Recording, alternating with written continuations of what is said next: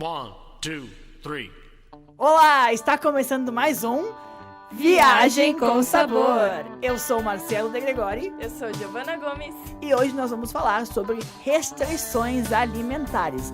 Você já ouviu falar? Sabe de alguma? Se liga aí. Atenção, senhores passageiros. Vai começar nossa Viagem com Sabor.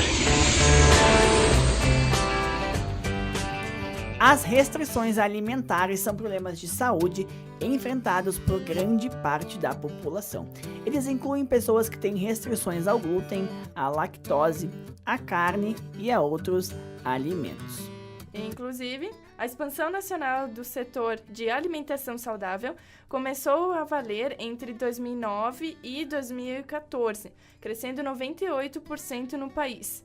Foi exatamente em 2014 que o escritório do Sebrae em Joinville começou a receber um número alto de interessados em abrir negócios na área de alimentos, com foco na alimentação saudável. Boa parte da mescla nos cardápios, a oferta para interessados em reeducação alimentar e dietas low carb, também como produtos sem leite, glúten e açúcar.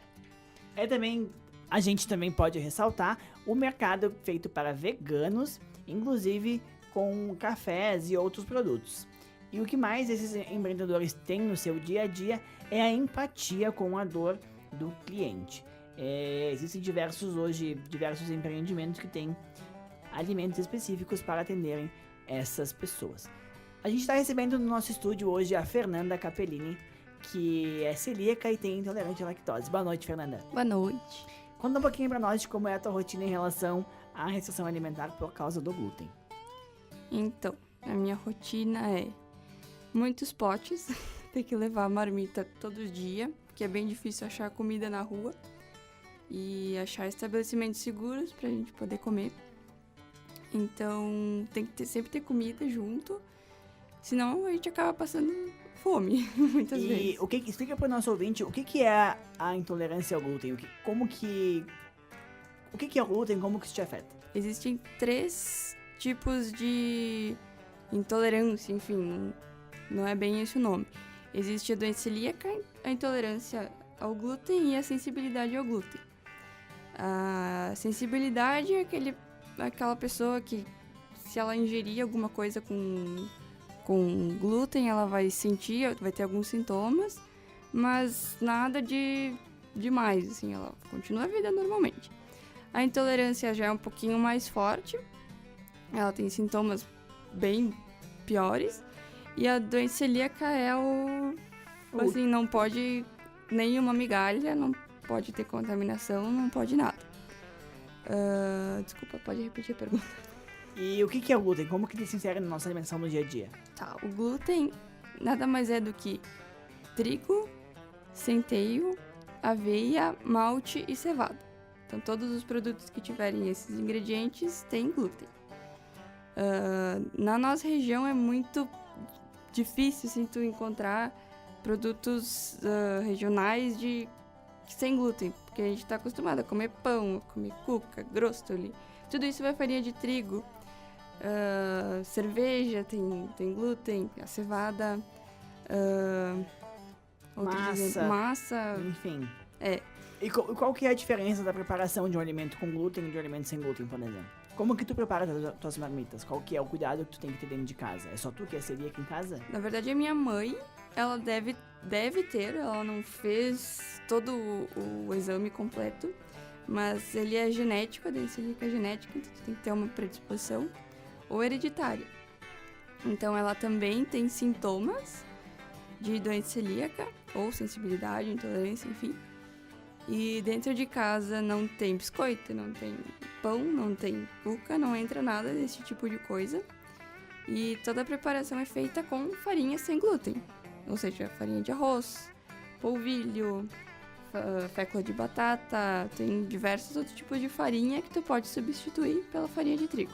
E tu acha que esse é um mercado novo em ascensão? Tu acha que é uma possibilidade de negócio também para quem quer investir nessa área da alimentação? Sim, não pela doença celíaca, mas sim porque existe uma cultura de que o glúten ele é ele emagrece, sabe? Ou o pessoal vê muito o glúten como um açúcar, mas na verdade é o contrário. Quem ingere o glúten, deixa de ingerir o glúten, acaba ganhando peso do que perdendo.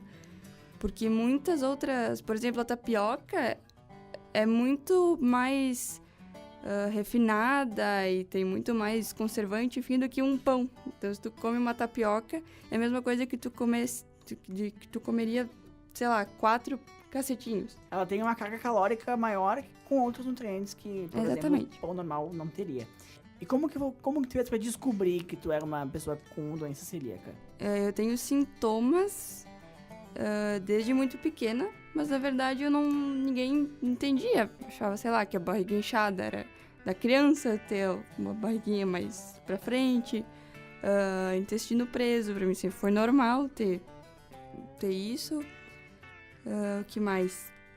Eu sempre tive muita anemia.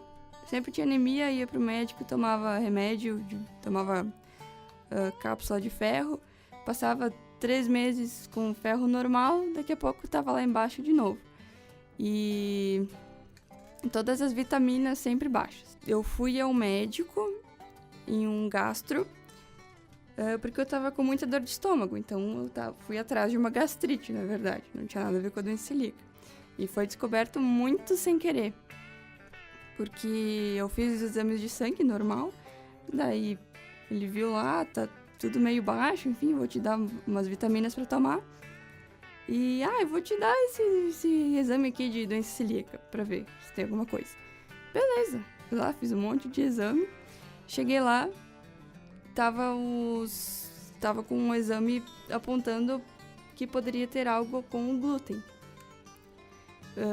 Daí ele pediu uma endoscopia, aquele exame que vai uma mangueirinha na garganta, até o intestino, faz uma biópsia e lá se vê que teria a doença celíaca, que nada mais é do que o intestino da gente tem vários dedinhos, assim, são várias membranazinhas, que onde passa o alimento vai sugando vitaminas, minerais, enfim, tudo que a gente precisa para viver.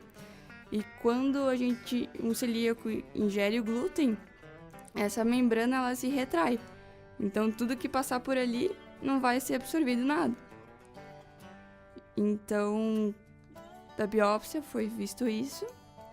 Comecei a fazer a dieta sem glúten, que é a única cura que tem para a doença celíaca. Não existe remédio, não existe nenhum outro tipo de tratamento. É só dieta livre de glúten pro resto da vida. E Fê, conta pra gente como é que é esse teu processo foi esse processo de adaptação. Então, descobriu, sou celíaca. E agora, o que fazer? Como é que foi essa tua adaptação, até com hoje a tua experiência, né, com esse novo hábito? Não só tua, como de toda a tua família, né, Fer? Sim. Na minha casa mora eu e minha mãe, então foi fácil, assim, se adaptar. Mas a primeira coisa que eu fiz e que todo novo celíaco deveria fazer é procurar um nutricionista para ele te dizer tudo que tu pode comer, tudo que tu não pode comer, além de como tu prepara os alimentos. Se tu mora com a tua família e a tua família ingere o glúten, então tu tem que ter tudo separado, teu pratinho, teu copo, teu garfo, tua faca, tua panela, fazer tudo separado, porque até cozinhar uma massa normal, com glúten, em uma panela, logo em seguida, ou enfim, no outro dia, tu cozinha uma massa sem glúten, aquilo vai contaminar. Pouco, mas contamina. E a pessoa celíaca já tem alguns sintomas com uma mínima coisa de glúten.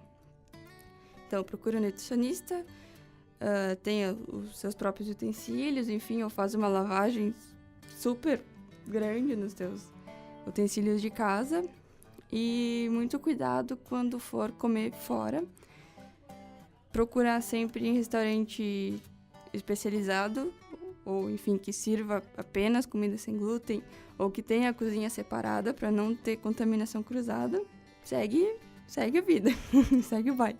E enquanto a tua restrição à lactose, Fer, como que tu descobriu e como que é esse processo de adaptação pra ti? Como foi?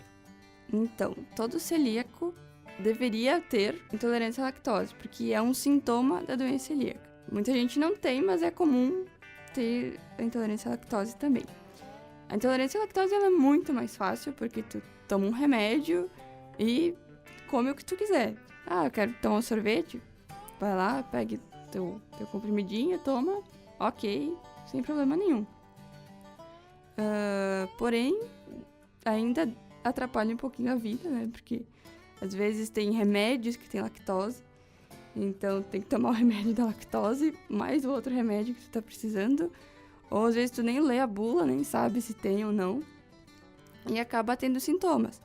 O sintoma mais comum é tu ir aos pés com mais frequência, porém tem pessoas que trancam o intestino, como é o meu caso. Outros sintomas, sei lá, barriga inchada, gases, dor de cabeça, mancha na pele também, algumas pessoas já relataram isso.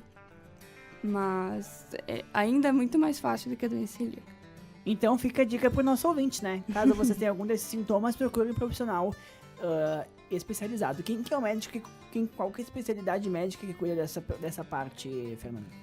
Geralmente é o gastroenterologista, ou tu pode procurar uma nutricionista também, que vai te encaminhar para um médico geral, enfim, ou um especialista.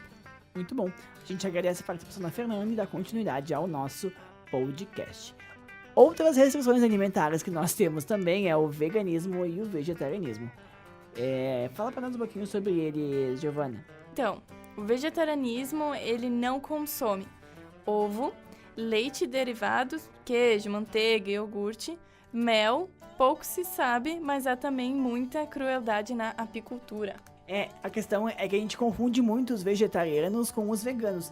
Os vegetarianos, eles não consomem nada de origem animal. E, na verdade, na questão de alimentos, né? E os veganos, por outro lado, eles adotam uma postura um pouco mais agressiva em relação a isso. Não consumindo nada, não somente na alimentação, mas também nas áreas como vestuário, beleza, limpeza e diversão. Ou seja, um vegano ele não utiliza qualquer produto que tenha matéria-prima animal ou envolva a crueldade e exploração dos bichinhos. Então os veganos eles não usam, por exemplo, roupas, calçados e acessórios feitos de couro e lã e seda, por exemplo, enfeites ou bijuterias, artesanatos com partes de animais, penas, cascos de tartaruga e, enfim, cosméticos que são testados em animais ou ainda produtos de limpeza e químicos com ingredientes de origem animal. Inclusive, os veganos eles não frequentam circos que utilizem animais e também rinhas e competições com animais. Agradecemos a sua audiência e nos vemos em uma próxima Viagem com Sabor. Viagem com Sabor.